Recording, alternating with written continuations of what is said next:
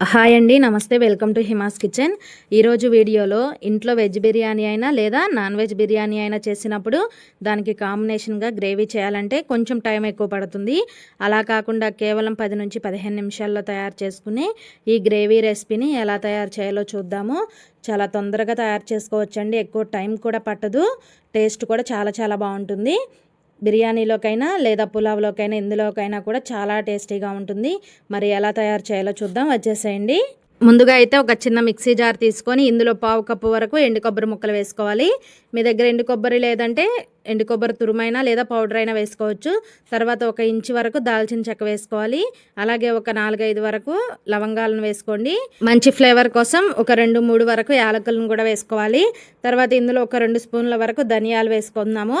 మీ దగ్గర ధనియాలు లేదంటే ధనియాల పౌడర్ అయినా కూడా వేసుకోవచ్చండి. తర్వాత 2 టేబుల్ స్పూన్ల వరకు గసగసాలు వేసుకోవాలి. ఈ గసగసాలు వేయటం వల్ల మనకి గ్రేవీ అనేది బాగా థిక్గా ఉంటుందండి. ఇలా ఒక 2 స్పూన్ల వరకు గసగసాలు వేసుకొని ఇప్పుడు వీటన్నిటిని అయితే పల్సిస్తూ గ్రైండ్ చేసుకుందాము. ఇలా మూత పెట్టుకొని ముందు వీటిని అయితే కనుక పల్సిస్తూ ఇలా గ్రైండ్ చేసుకోవాలి. ఇక్కడ మనం ఎండు కొబ్బరి ముక్కలు వేసాం కదండి, కొంచెం బరకగా ఉంటుంది. వీలైనంత వరకు బాగా మెత్తగా అయితే ఇలా గ్రైండ్ చేసుకోవాలి. ఇలా గ్రైండ్ చేసుకున్న తర్వాత 2 మీడియం సైజు టమాటాలని ఇలా కొంచెం పెద్ద ముక్కలుగానే కట్ చేసుకొని అందులో వేసుకోవాలి. తర్వాత ఒక 20 వరకు పుదీనా ఆకులు, ఒక గుప్పెడు వరకు కొత్తిమీరను వేసుకోవాలి. ఒక 2 ఇంచుల అల్లాన్ని పైన పొట్టు తీసి ఇలా చిన్న చిన్న ముక్కలుగా కట్ చేసి వేసుకోవాలి. ఒక 7-8 వరకు వెల్లుల్లి రెబ్బలు కూడా వేసుకోవాలండి.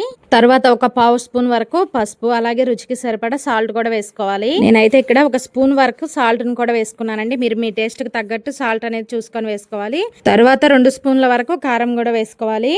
ఉప్పు కారం అన్నీ కూడా మనం ఇందులోనే గ్రైండ్ చేసేటప్పుడే వేసుకోవాలండి. ఇలా ఉప్పు కారం అన్నీ వేసుకొని మూత పెట్టేసి వీలైనంత మెత్తగా అయితే గ్రైండ్ చేసుకోవాలి. ఇందులో ఎటువంటి వాటర్ వేయాల్సిన అవసరం లేదండి.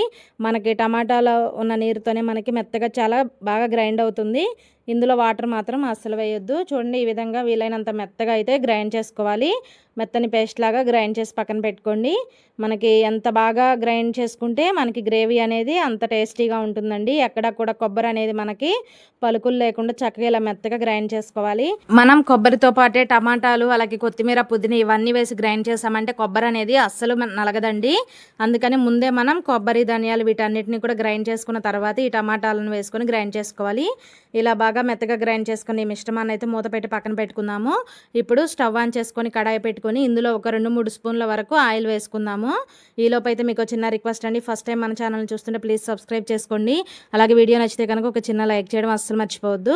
చూడండి, ఆయిల్ కూడా బాగా హీట్ అయిన తర్వాత ఇందులో ఒక 1/2 స్పూన్ వరకు షాజీరా వేసుకోవాలి. టేస్ట్ అనేది బాగుంటుందండి. తర్వాత ఒక 2 ఇంచుల వరకు దాల్చిన చెక్క, అలాగే ఒక 4-5 వరకు లవంగాలను కూడా వేసుకోవాలి. ఒక 2 బిర్యానీ ఆకుల్ని ఇలా కట్ చేసుకొని వేసుకోండి.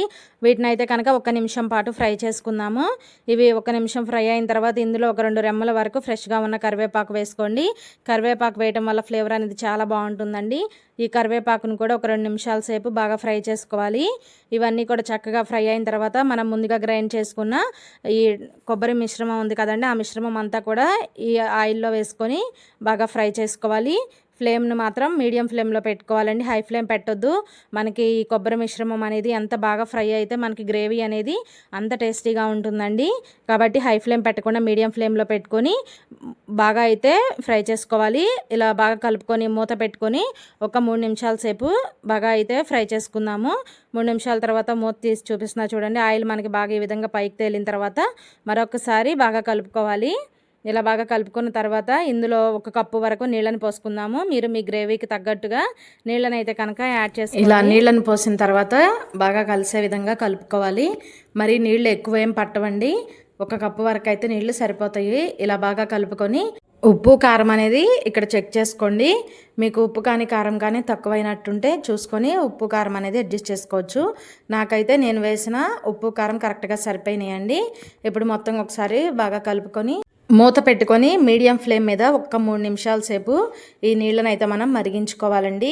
మనకి 3 నిమిషాలకి చక్కగా మరిగితే మనకి గ్రేవీ అనేది చక్కగా వస్తుందండి. చూడండి, ఇలా ఆయిల్ పైకి తేలే అంతవరకు అయితే మరిగించుకోవాలి. చక్కగా ఇలా ఆయిల్ పైకి తేలిన తర్వాత ఒకసారి కలుపుకుందాము.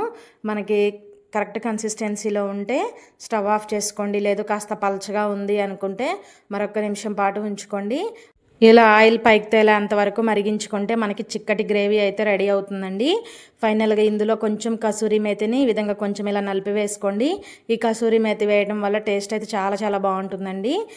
వెజ్ బిర్యానీకైనా లేదా నాన్ వెజ్ బిర్యానీ ఎందులోకైనా కూడా సింపుల్గా 15 నిమిషాల్లో తయారు చేసుకోవచ్చు. ఎక్కువ టైం కూడా పట్టదండి.